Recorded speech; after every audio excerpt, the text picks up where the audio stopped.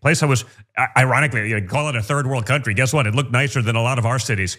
That's what was perhaps like the biggest takeaway. You're like, I was like, hey man, we're going to El Salvador. This is a place, pretty crazy crime rate in the past, yada yada.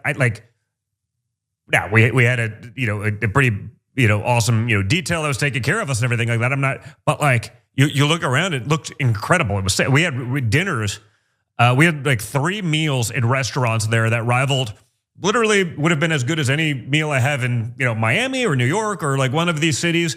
It was sort of shocking actually to me. I was like, may have to buy a place down there so when they throw me out of America, or towards the gulags, we got a place to run.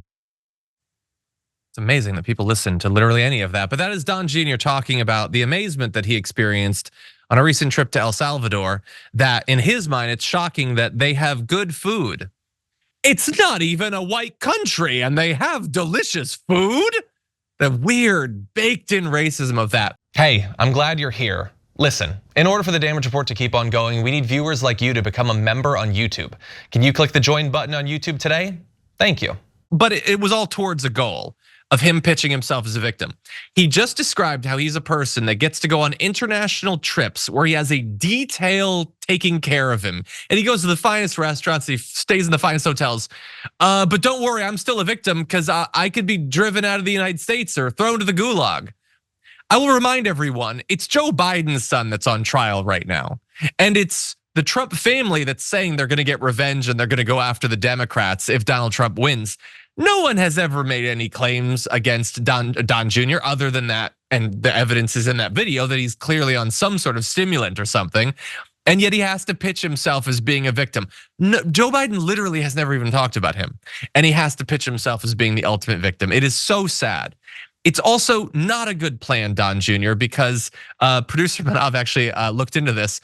El Salvador has an extradition treaty with the US. So if you were to flee America there, they could just send your ass right back. Sharon, what do you make of that? And that would be lovely. I don't generally listen to much of what Don Jr. says because like you said, there's something going on there that we can't quite diagnose unless we do get that hair follicle. I wonder where Kimberly Guilfoyle is.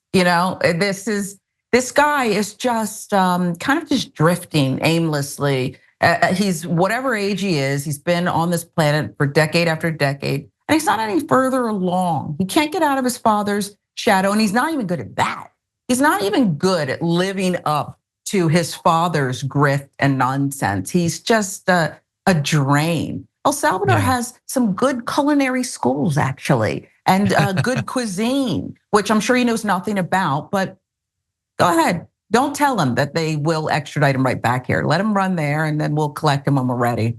100%. Yeah, it's almost like it's a whole country with a history and people and culture and art and society and like a real place with real people.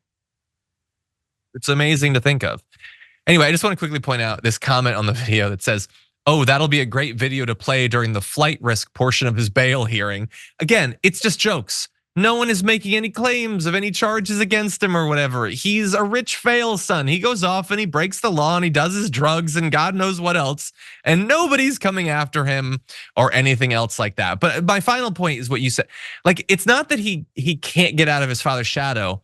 He has never given across any idea that he wants to. No. He copies his father in business, and I'm sure they give him some fake books that don't actually have anything to do with the business for him to play with or whatever, and he draws them in crayon.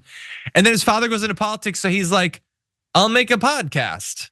Mm-hmm. Why? Why don't you do something for yourself, something that you actually have skills at? Why don't you have any ambitions, any aspirations? It's just, he's just desperately trying to look like his father so that maybe his father will love him. I don't know, maybe I'm wrong. Jesse Waters tells me they have a great family.